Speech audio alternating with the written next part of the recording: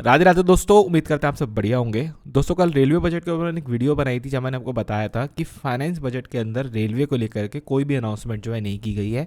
हालांकि रेलवे के द्वारा ये जानकारी दी गई है कि फाइनेंस मिनिस्ट्री द्वारा उनको एक बजट एलोकेट कर दिया गया है 2,52,000 करोड़ रुपए का। और दोस्तों शाम को रेल मिनिस्टर सर ने कुछ मीडिया इंटरेक्शन के अंदर कुछ जानकारी दी कि क्या कुछ जो है होने वाला है आगे रेलवेज़ के बारे में। ये डिटेल में तो नहीं है बट थोड़ी सी हाईलाइट्स उन्होंने जो है बताए। अब उन्होंने बताया कि अगले 2 से 3 साल के अंदर यहाँ पे 200 तो नई वंदे भारत ट्रेनें आ रही हैं, इसमें स्लीपर वगैरह सब कुछ इंक्लूड है। साथ साथ में 100 अमृत भारत ट्रेनें आ रही हैं, ठीक है। 50 नमो भारत ट्रेनें आ रही हैं जो वंदे मेट्रो है उसकी बात कर रहे हैं यहाँ पे।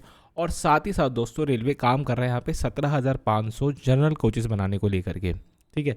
अब ये जो है एक ऐसी चीज़ है जो सबका ध्यान आकर्षित करेगी, ठीक है। वंदे भारत आएगी वो एक अलग कैटेगरी है, बट अमृत भारत आएगी ये सब लोगों के लिए बहुत ज़्यादा ज़रूरी है। ज़्यादा जनरल कोचेस आएंगे ये लोगों के लिए बहुत ज़्यादा ज़रूरी है। और दोस्तों ये जो 17,500 कोचेस मैं आपको बता रहा हूँ ना, अगर हम इनको ध्यान से समझने की कोशिश करें, मतलब अगर हमें माने कि एक मेल एक्सप्रेस गाड़ी में जिसमें मिक्स्ड कोचेस होते हैं, एसी भी होता है, स्लीपर भी होता है, ऐसी ट्रेन में अगर हम 3 आगे और 3 पीछे जनरल कोचेस लगा दें, टोटल 6 कोचेस लगा दें, तो इन 17,500 कोचेस से आप 2900 रेक्स फॉर्म कर सकते हो अलग अलग ट्रेन के। और अगर हम 17,500 कोचेस को लेकर के डेडिकेटेड एक 22 कोचर गाड़ी बना दे कि सिर्फ सारे के सारे उसमें जनरल डिब्बे लगे हुए हैं, तो आप 875 डेडिकेटेड ट्रेन बना सकते हो जनरल लोगों के लिए, जो कि लगभग 14 लाख से 20 लाख लोगों के लिए एक ट्रैवल अकोमोडेशन जो है प्रोवाइड कर पाएगी। दोस्तों इससे ये तो कहीं ना कहीं समझ में आता है कि रेलवेज अब फाइनली एक जो कॉमन मैन होता है, एक आम आदमी जो है, उसकी समस्याओं के ऊपर कहीं ना कहीं गौर कर रहा है, ठीक है। वो वंदे भारत की सर्विस को लगातार लाता रहेगा, जो वो कर रहा है वो करता रहेगा, किसी को उससे कोई आपत्ति नहीं है।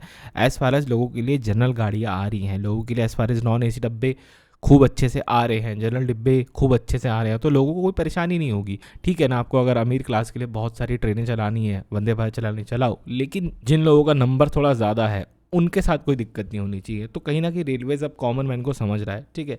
अब एक छोटी सी बातचीत मुझे आपसे करनी है। जैसे कि दोस्तों आरएम सर ने बताया है कि लगभग 100 अमृत भारत ट्रेनें आने वाली हैं अगले 2-3 सालों में।